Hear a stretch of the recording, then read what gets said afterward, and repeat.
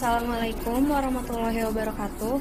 Kami dari kelompok 3 ingin memaparkan sebuah studi kasus dari konseling perkawinan. Video ini diajukan untuk memenuhi tugas mata kuliah konseling perkawinan dan keluarga dengan dosen pengampu Profesor Dr. Nurhayati Jamas, MA MSI. Di kelompok 3 ini ada saya, Nisrina Salsabila. Hai, nama saya Muhammad Muhaimin. Nama saya Mauri Rawati. Saya Ocha Restatia. Nama saya Siti Mardatila. Nama saya Maharani Kani.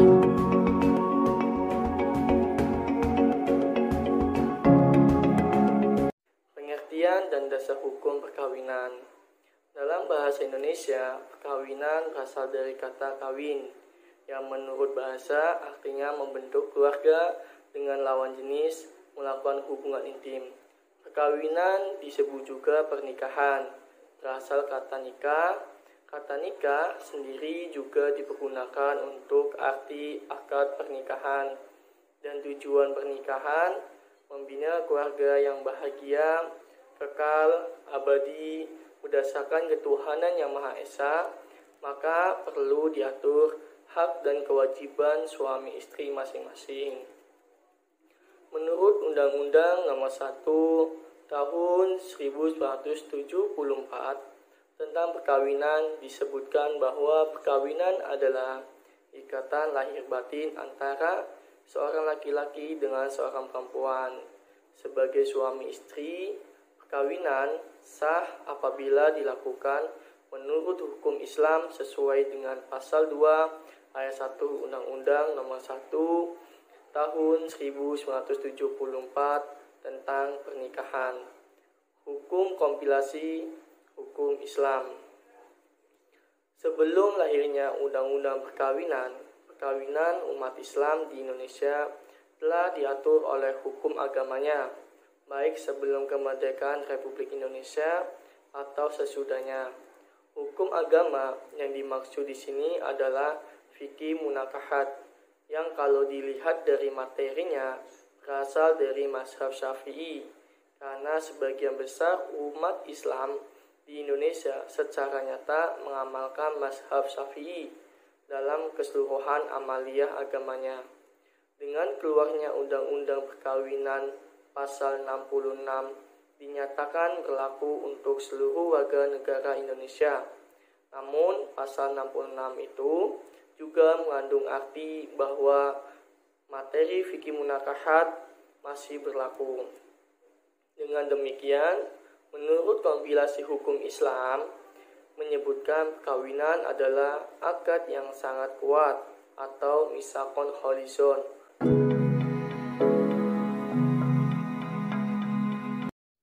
Studi kasus konseling perkawinan. Ani telah menikah dengan Doni selama lebih dari 15 tahun. Pada awal pernikahan, mereka terlihat sangat romantis dan harmonis. Doni bekerja sebagai manajer di perusahaan ternama, sedangkan Ani menjadi ibu rumah tangga. Setelah 3 tahun menikah, mereka dikaruniai satu orang anak perempuan bernama Tina. Ketika mereka memiliki anak, mereka masih terbilang harmonis, hanya saja sudah sedikit merenggang. Lama-kelamaan, Doni terkesan kasar pada Ani, mulai dari membentak dan memarahi Ani di depan umum, hingga parahnya melakukan KDRT terhadap Ani. Jika Ani melakukan kesalahan, Doni tak segan akan memukul Ani. Ani yang awalnya pasrah dan menerima perlakuan Doni, lama-kelamaan merasa tertekan, sehingga Ani pun memutuskan untuk menghubungi konselor. Dan Ani pun melakukan konseling terkait kehidupan pernikahannya. Namun dikarenakan pandemi COVID-19 ini, maka Ani tidak bisa melakukan konseling secara langsung, sehingga Ani melakukan konseling secara online.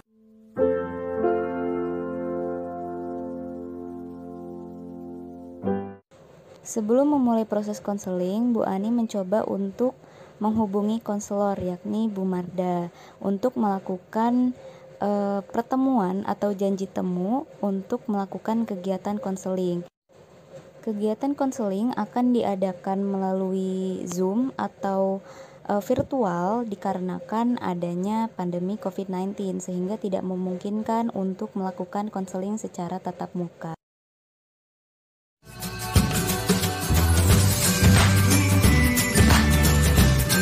Assalamualaikum Bu Ani, selamat datang. Waalaikumsalam Bu Mardah. Untuk koneksinya lancar ya Bu? Suara saya terdengar? Alhamdulillah lancar Bu, terdengar. Oke, baik. Sebelumnya saya mau bertanya dulu nih, apa kabar nih Bu Ani? Alhamdulillah baik. Bagaimana dengan Bu Mardah? Alhamdulillah baik juga. Semoga di masa pandemi ini kita tetap saudara dengan Allah dan jangan lupa jaga kesehatan ya Bu. Amin amin ya rabbal alamin. Amin ya Allah. Terima kasih Bu Mardah. Baik Bu. Iya baik Bu. Mungkin kita langsung saja kali ya ke pembahasan mengenai permasalahan Bu Ani. Nah kemarin Ibu kan sudah bercerita, mungkin sekiranya Bu Ani boleh deskripsikan kembali dan digambarkan bagaimana permasalahan KDRT yang Bu Ani alami nih dengan sang suami. Iya Bu, jadi begini. Pada awal masa pernikahan, saya dan suami saya terbilang harmonis. Kita sekarang sudah menikah 15 tahun dan alhamdulillah dikaruniai satu orang anak perempuan. Saya sendiri posisinya tidak bekerja, hanya menjadi ibu rumah tangga. Dan suami saya bekerja sebagai seorang manajer di perusahaan. Hanya saja makin kesini saya merasa suami saya, Doni, sering membentak saya dan terkadang melakukannya di tempat umum. Selain itu, kalau dia lagi stres atau marah atau ketika saya membuat kesalahan, dia suka memukul saya, Bu. Awalnya saya berpikir bahwa ketika dia membentak saya, memang murni karena kesalahan saya. Jadi, saya terima saja perlakuan dia ke saya. Tapi, lama-lama dia mulai berani memukul saya. Ya, walaupun setelah itu dia minta maaf. Tapi menurut saya ini harus segera diatasi. Saya merasa tertekan lama-lama diperlakukan seperti itu. Saya merasa tidak dihargai. Saya juga gak bisa ngajak dia ke konseling, Bu. Karena dia masih ngerasa gak ada masalah di rumah tangga kami. Saya sempat ajak dia beberapa kali, tapi dia selalu menolak. Dia selalu bilang, ngapain sih mah konseling? Gitu kan membuat orang yang bermasalah. Kalaupun ke psikolog, buat yang gila. Kita kan gak kenapa-kenapa. Memang saya akui kalau dia masih tabu soal hal konseling seperti ini, Bu. Jadi saya inisiatif buat konseling sendiri untuk meminta saran dan gambaran juga, Bu. Saya harus apa? Mungkin begitu, Bu. Oke, baik Bu Ani. Terima kasih sebelumnya sudah mau bercerita dengan saya dan berbagi bersama saya. Terima kasih juga sudah mempercayai saya pada hari ini. Insya Allah walaupun lewat daring seperti ini, privasi Ibu atau klien-klien saya yang lain itu tetap terjaga ya Bu.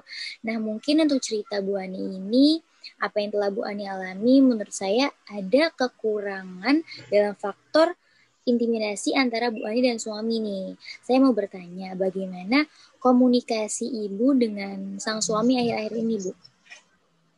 Komunikasi kita sewajarnya aja, Bu. Nggak seperti dulu. Kalau dulu kita sering diskusi dan membicarakan solusi kalau kita ada masalah. Sekarang malah merenggang, Bu. Oke, baik Bu Ani. Menurut saya begini ya. Mungkin Bu Ani bisa untuk menjalin komunikasi terlebih dahulu dengan suami Ibu. Bu Ani sudah bagus nih memiliki inisiatif untuk konseling. Jadi Bu Ani bisa pelan-pelan diskusi bersama suami. Apa yang Bu Ani dan suami rasakan, apa yang Bu Ani dan suami mau. Karena saya yakin dengan komunikasi yang baik, insya Allah akan ketemu solusinya.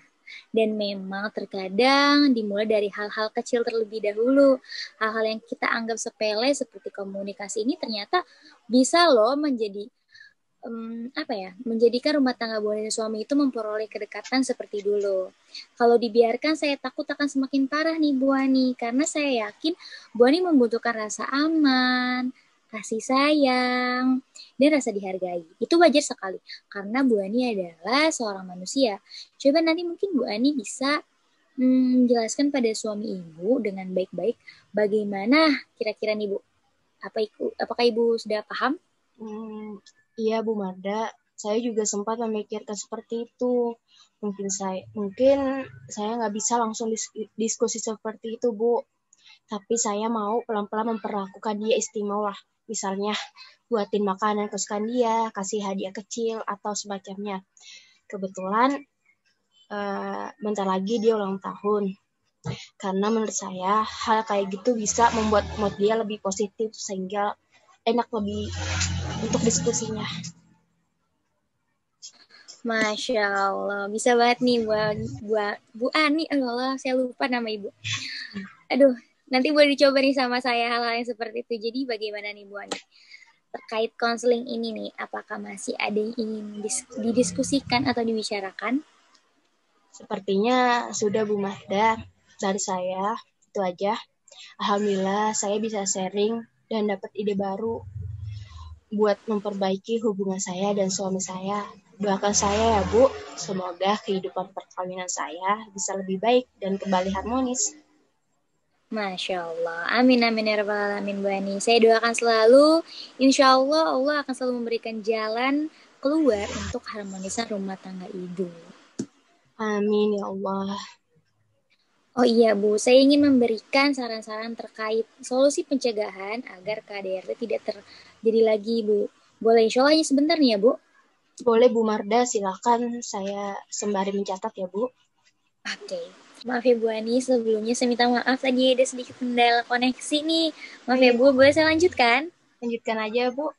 Oke, jadi ini masih terkait soal pencegahan agar KDRT tidak terjadi lagi ya Bu. Jadi gini, alangkah baiknya Bu Ani dan suami menerapkan asas-asas bimbingan konseling perkawinan Islam. Nah, di bimbingan konseling perkawinan Islam ini ada beberapa asas. Yang pertama ada asas keluarga, kebahagiaan dunia dan akhirat. Kebahagiaan dunia akhirat ini harus ditunjukkan kepada pasangan suami dan istri untuk mencapai kebahagiaan hidup di akhirat dan di dunia. Dalam hal ini, kebahagiaan dunia harus dijadikan sebagai sarana mencapai kebahagiaan akhirat. Lalu yang kedua, ada asas sakinah, mawaddah, dan rahmah. Di mana pembentukan keluarga yang sakinah, mawaddah, dan warahmah berarti antara suami dan istri harus mewujudkan keluarga yang tentram, penuh kasih sayang. Nah, hal ini bimbingan konseling keluarga Islam dapat membentuk keluarga untuk berusaha membantu. Di antaranya keduanya untuk menciptakan kehidupan keluarga yang sakinah, mawaddah, rahmah. Oke, selanjutnya itu ada asas yang ketiga, yaitu asas komunikasi dan musyawarah, yakni mempengaruhi ketentuan keluarga yang didasari rasa kasih sayang akan tercapainya manakala dalam keluarga itu senantiasa ada komunikasi dan musyawarah antara suami dan istri. Dengan komunikasi dan musyawarah, maka segala isi hati dan pikiran akan dapat dipahami. Nah, tidak ada hal-hal lagi nih, Bu Ani yang mengganjal dan tersembunyi. Komunikasi dan musyawarah ini dilandasi rasa saling menghormati dan kasih sayang sehingga komunikasi dapat dilakukan dengan baik secara lemah lembut. Selanjutnya yang keempat ada asas sabar dan tawakal. Seperti yang kita ketahui nih, Bu Ani, setiap keluarga menginginkan kebahagiaan dalam keluarganya. Namun demikianlah tidak selamanya nih segala usaha antara suami dan istri hasilnya sesuai dengan yang diinginkan.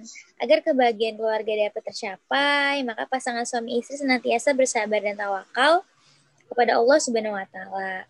Hal ini di dalam bimbingan konseling keluarga Islam dapat membantu antara suami dan istri untuk selalu bersikap sabar dan tawakal dalam menghadapi masalah-masalah pernikahan dan kehidupan keluarga.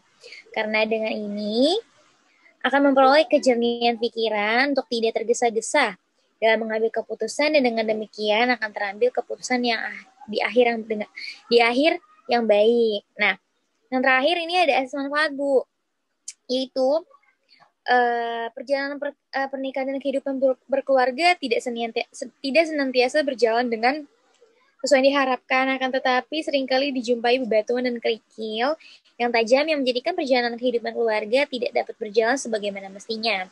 Dengan bersabar dan bertawakal terlebih dahulu, diharapkan pintu pemecah masalah keluarga yang diambil antara suami dan istri dapat diambil dengan baik, dengan harapan dapat mencari manfaat dan maslahat yang sebesar-besarnya baik bagi individu, antara suami dan istri, baik keluarga secara keseluruhan, dan bagi masyarakat secara umum, termasuk bagi kehidupan manusia.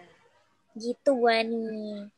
Masya Allah, terima kasih ya Bu atas sarannya. Insya Allah saya akan coba komunikasikan suami saya terkait asas-asas ini. Sekali lagi, makasih ya Bu sudah membuka pandangan saya terkait pernikahan ini. Saya yakin akan selesai semua masalah ini. Saya yakin Allah membimbing saya dan suami untuk menjadi lebih baik lagi. Amin, amin ya Rabbal Alamin. Oke Bu Ani, insya Allah ya. Baik Bu Ani. Jika sekira sudah tidak ada lagi, maka akan saya tutup sesi konseling hari ini ya Bu. Ya Bu. Oke, jika nanti Ibu Ani ada kendala lagi, Ibu bisa menghubungi saya. Pokoknya tinggal hubungi saya aja. Semoga nanti mungkin ada, insya Allah nanti corona ini cepat selesai, pandemi cepat berakhir, jadi kita bisa melaksanakan konseling secara secara tatap muka ya Bu. Jadi dengan ini saya akhiri. Terima kasih sekali lagi Bu Ani. Wassalamualaikum warahmatullahi wabarakatuh. Amin ya Rabbal Alamin. Baik Bu Marda, waalaikumsalam warahmatullahi wabarakatuh. Oke Bu Ani.